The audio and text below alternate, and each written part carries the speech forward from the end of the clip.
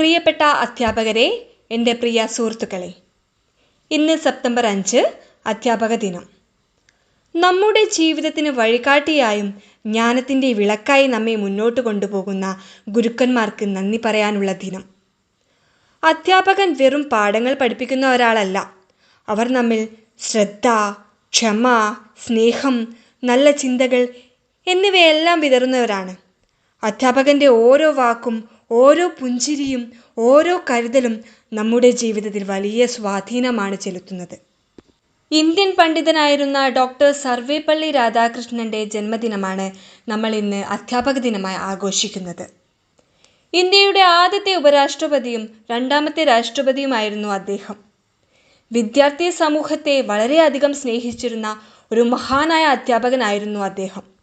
എല്ലാ അധ്യാപകരെയും അംഗീകരിക്കുന്നതിന് അദ്ദേഹത്തിൻ്റെ ജന്മദിനം അധ്യാപക ദിനമായി പ്രഖ്യാപിച്ചു. അദ്ദേഹം പറഞ്ഞിട്ടുണ്ട്, teacher should be the best mind in the nation. അതുപോലെ ഒരു രാജ്യത്തിൻ്റെ ഭാവി അധ്യാപകരുടെ കൈകളിലാണ് എന്ന് നാം വിശ്വസിക്കുന്നു. ഒരു നല്ല അധ്യാപകൻ ഒരു മെഴുകുതിരി പോലെയാണ്. താൻ ഉരുകിയാലും മറ്റുള്ളവരുടെ ജീവിതം പ്രകാശിപ്പിക്കുന്നവൻ. നമ്മുടെ ഗുരുക്കന്മാർ നമ്മെ അറിവിലൂടെ മാത്രമല്ല, ജീവിതത്തിൻ്റെ മൂല്യങ്ങൾ കൊണ്ടും ശക്തരാക്കുന്നു. ഒരു നല്ല അധ്യാപകൻ വിദ്യാർത്ഥിയെ പരീക്ഷകൾക്ക് മാത്രമല്ല, ജീവിതത്തിന് തന്നെ തയ്യാറാക്കുന്നു.